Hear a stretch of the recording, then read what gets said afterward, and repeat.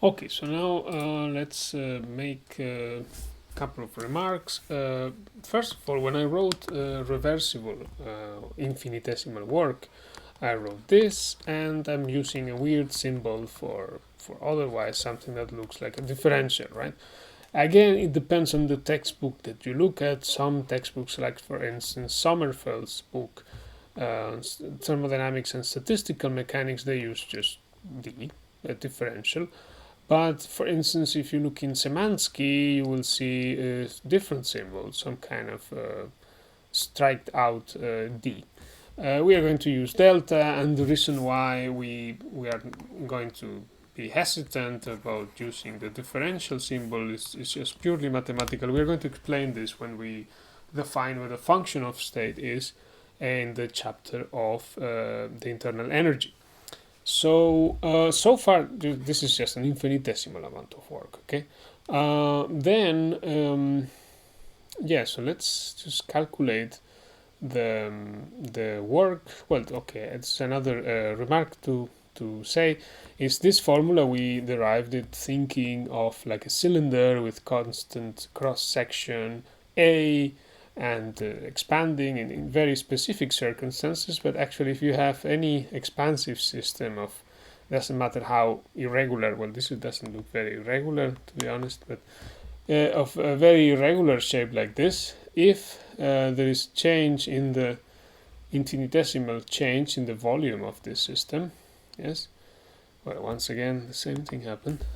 So if you have an infinitesimal change in the volume of the system because of expansion, if the system is in thermodynamic equilibrium and it has a well-defined pressure, doesn't matter its shape, the work done on that infinitesimal expansion is going to be minus PdV, okay? The work done on the system. Another formula of practical interest is when you have an isothermal expansive process, what is the work that is done on the system in an expansion process in an ideal gas. Okay, so when we integrate this expression, well, we go from the initial volume to the final volume with minus PdV. And if you have an ideal gas, well, you know what's the expression for P.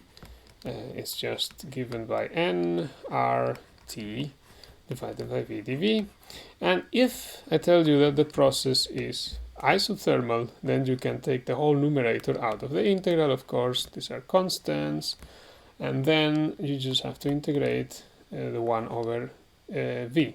Okay, this is just the logarithm, of course. So what you get out is nRT, the logarithm of Bf divided by Bi. Okay, so that's the work done on the system, on an expansive system made of an ideal gas in an expansion from volume Vi to volume Vv. So another definition, if you like, is isochoric process.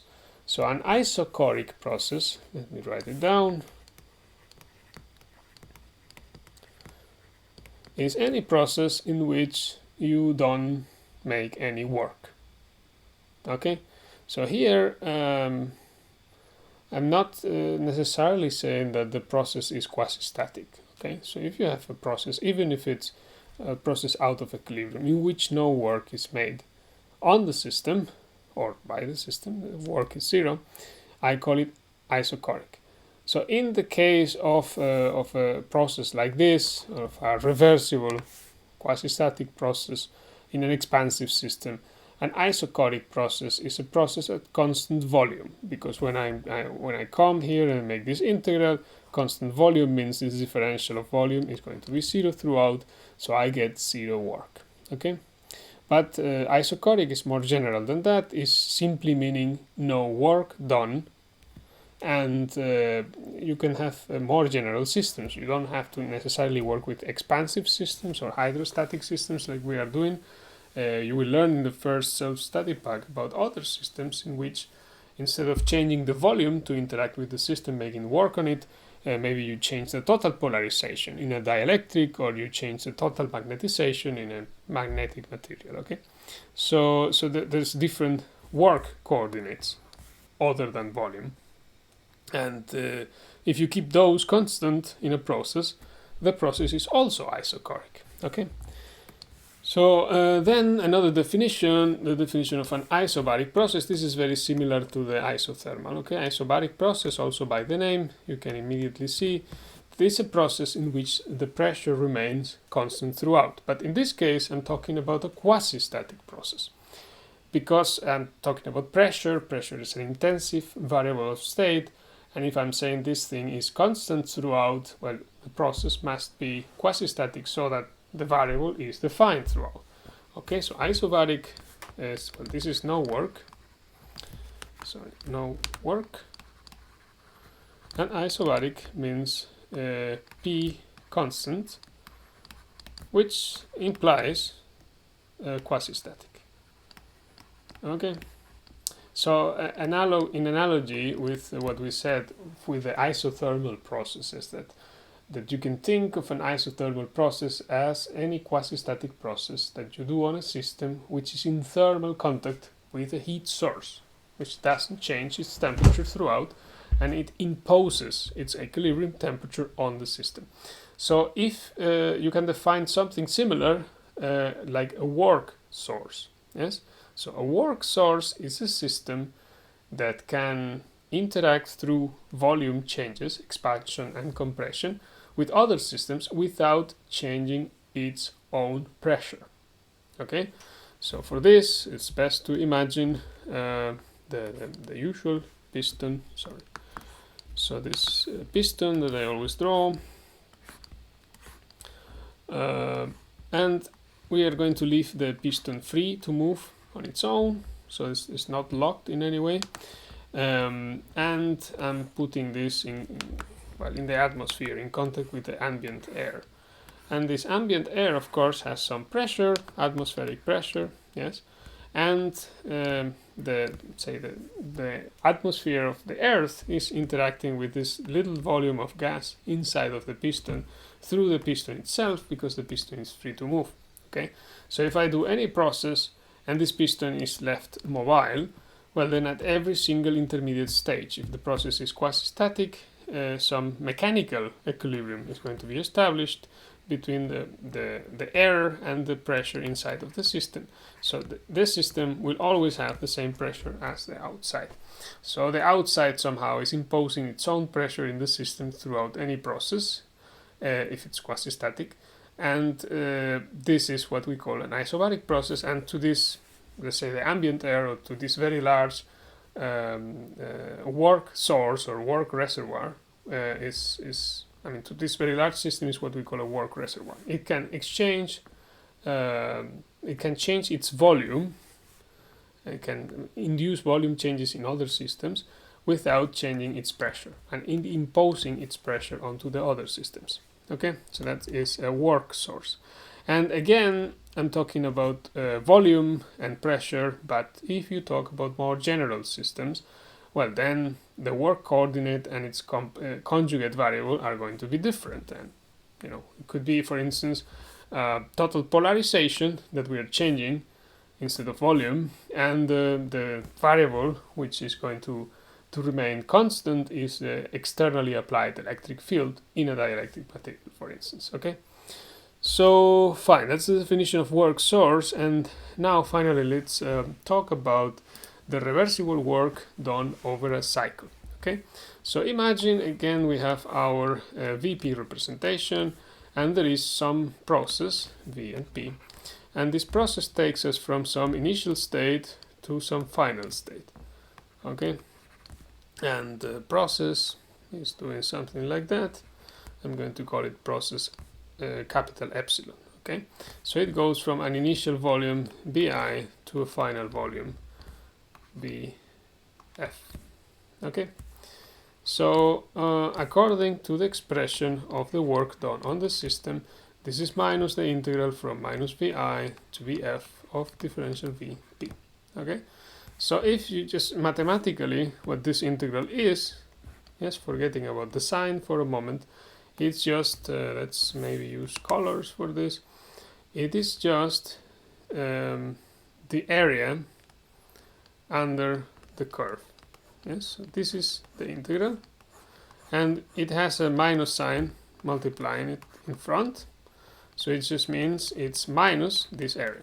Okay, so the work done on the system in a process where you go from some initial state to some final state through certain quasi-static process that I therefore plot as a continuous line in the VP representation is given by minus the area underneath the curve of the process. Okay, fine. So this is what to just specify I'm making the integral through the path epsilon. I write it here, and this is what I will call work epsilon. Okay, and like I just told you, this is a negative thing. Okay, so I will specify that this is a negative number by writing minus its absolute value. Okay, and then imagine now that I define a different process C, that, well, this is not a C, that is a C, that connects, again, state initial and state final, and I decide to, once I go from I to F through process E, I decide to come back from F to I, closing the cycle, through process C. Okay, so if I do that, what is the work? Well, the work is again the minus integral from, in this case, the final to the initial volume using the different path dvp, but this thing is of course the integral from the initial volume to the final volume following this curve dvp, and this thing is the area under the curve C. Okay, so it's this different area here. Let me try to make the drawing. Sorry, this is not what I wanted. This. Okay, so this area here, positive, is the work that is done on the system when going from F to C in a compression through the path C, which is representing a quasi-static process in the VP representation. Yes. So what is the total work done on the system? Well, it's just the sum. Sorry. So it's just the sum of the two of them. The total work is just this thing plus that thing, and remember the first one is negative. So what we have is this. And okay, so this the whole thing is negative because the first term in absolute value is larger because you know the curve is above the other one, right? So if you have a cyclic process, because it's really a cycle, it's a round trip. You go from the initial state to again the initial state. So if you do it in the clockwise direction, the work done on the system is negative, which means the system is performing net work on its environment. So why is that? Because the work that the system does on the environment when it is expanding and increasing the volume is larger than the work that the environment is doing in the system when it pushes back the piston or it compresses the system back to its original volume. Okay, so when you do the round trip in the clockwise direction, then the work is negative, meaning that the system is doing net work. So keep that in mind for when we study engines. Okay, now imagine that you revert this thing. So instead of going clockwise, you go counterclockwise. So simply in that, so this is the clockwise and this is the counterclockwise. In this case, well, it's the same thing, but now the signs change. So this first term is going to be positive, and the one that is going to be negative is the second one. Sorry, this is like this, and this is going to be positive in this case, which means that net work is made on the system. So when you have a closed quasi-static process, a cycle, in the VP representation, which is it's gone through in the counterclockwise direction, then so actually yes, I did say it wrong here. Oh no, it's right. Clockwise direction work is negative, done by the system. Counterclockwise direction, the work is positive, means net work needs to be made on the system to make this cycle possible. Okay, So this is the end of this chapter. At the end of this chapter there is the self-study pack with several simple thermodynamic systems and their corresponding work coordinates and the conjugate variables of this, so that you can see the similarities between the expansive system and other simple systems. Okay.